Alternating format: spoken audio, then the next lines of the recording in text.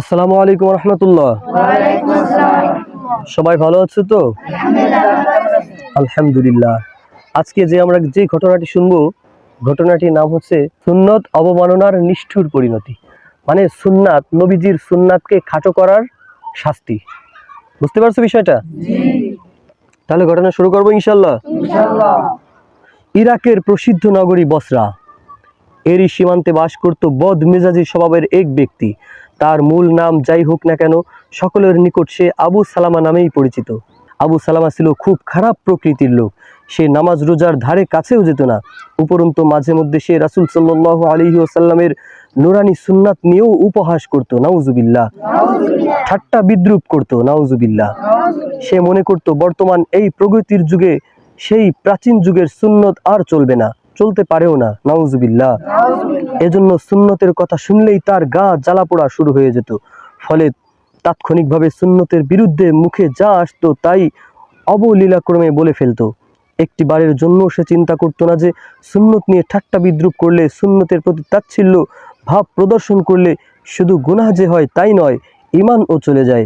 এমনকি কখনো কখনো মারাত্মক পরিণতির সম্মুখীন হতে হয়। একদিনের ঘটনা, আবু সালামা কোনো এক মজলিসে বসে আছে। ওই বদমেজাজি আবু সালামা কোনো এক মজলিসে বসে আছে।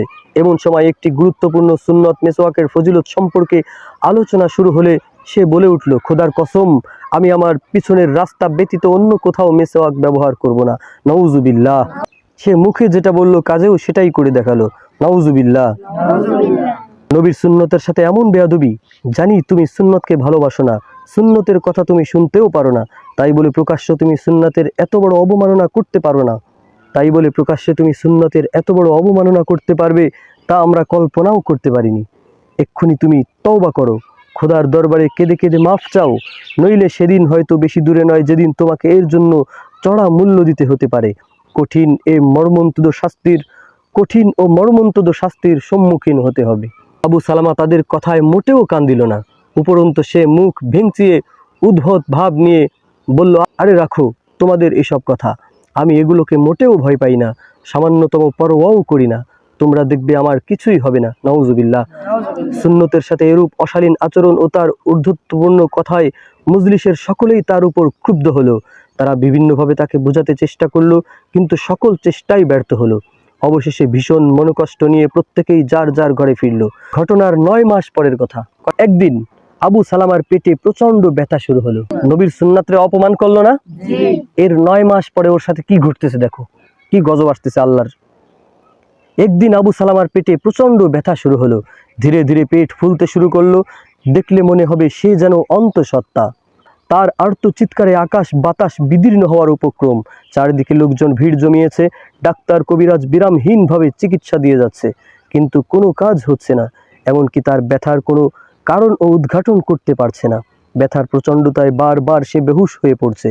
9 মাস পূর্বের ঘটনা যারা জানতো, তাদের দৃঢ় বিশ্বাস এই প্রচণ্ড ব্যথা ওই মারাত্মক পাপেরই নির্মম পরিণতি।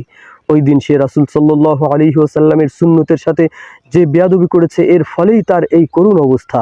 কারণ যার কোনোদিন পেট ব্যথা হয়নি, তার কেন হঠাৎ করে এত বেশি পেট ব্যথা হবে? ডাক্তাররা ব্যথার কারণ পর্যন্ত উদ্ঘাটন করতে সক্ষম হচ্ছে না। ব্যথার দুঃসহ যন্ত্রণায় আবু সালামা বারবার কোকিয়ে উঠছে। তার বিকট চিৎকার ধ্বনি ষাঁড়ের শব্দের ন্যায় শোনা যাচ্ছে। সময়ের তালে তালে ব্যথার মাত্রা আরো বহু গুণ বৃদ্ধি পেতে লাগলো। অভিজ্ঞ ডাক্তারদের কোনো ওষুধই কাজ করছে না, বরং প্রতিটি ওষুধই যেন তার পেটে গিয়ে বিপরীত প্রতিক্রিয়া সৃষ্টি করছে এবং ব্যথার মাত্রাকে বাড়িয়ে তুলছে। এভাবে কয়েকদিন অতিবাহিত হওয়ার পর সে ইঁদুরের ন্যায় একটি বাচ্চা প্রসব করলো। কি করলো? ইন্দুরের মতো একটা বাচ্চা ওর পেটেতে বেরোলো। বোঝা গেছে? বাচ্চাটির 4টি পা, মাথাটা ঠিক মাছের মতো, দাঁতগুলো মুখের বাইরে চলে এসেছে। পিছনে ছিল একটা লেজ, বিঘত পরিমাণ লম্বা। এর পিছনের অংশটুকু ছিল খরগোশের পশ্চাৎদেশ সদৃশ। অদ্ভুত ও ভয়ঙ্কর আকৃতির এই বাচ্চাটি বাইরে আসার সাথে সাথে বিকট স্বরে পরপর 3টি আওয়াজ দেয়। অতঃপর আবু সালামার এক মেয়ে বাচ্চাটির মাথায় আঘাত করলে সেটি মারা যায়। বাচ্চা প্রসব হওয়ার পর 2 দিন পর্যন্ত আবু সালামা বেঁচে ছিল। 3য় দিনে সে মৃত্যুবরণ করে। মৃত্যুর আগের 2 দিন বারবার সে বলতো, এই বাচ্চাটি আমার নাড়ি ভুঁড়ি কেটে টুকরো টুকরো করে ফেলেছে, আমি আর বেশি সময় বাঁচব না। উক্ত ঘটনাটি সেখানকার উলামায়ে কেরাম ও জনসাধারণ স্বচক্ষে দেখেছেন। তো আজকে আমরা ঘটনা দ্বারা কি বুঝতে পারলাম? যে আল্লাহর নবীজির কোনো সুন্নাতকে ছোট করা যাবে? ছোট চোখে দেখা যাবে? আল্লাহর নবীজির এক একটা সুন্নাত অনেক দামি, তাই না? তো এই বদমেজাজি খারাপ লোকটা আল্লাহর নবীর সুন্নাত মেসওয়াককে অবমাননা করার কারণে আল্লাহ তাআলা এই পৃথিবীতেই তাকে শাস্তি দিয়ে দিলেন। আমরা সব সময় সুন্নাতের প্রতি যথাযথ সম্মান প্রদর্শন করবো তো ইনশাআল্লাহ। প্রিয় বন্ধুগণ, এই ছিল আজকের ঘটনা। ভালো থাকুন, সুস্থ থাকুন। আবার কোনো না কোনো সুন্দর মজার ঘটনা নিয়ে আপনাদের সম্মুখে হাজির হবো ইনশাআল্লাহ। আসসালামু আলাইকুম ওয়া রাহমাতুল্লাহ।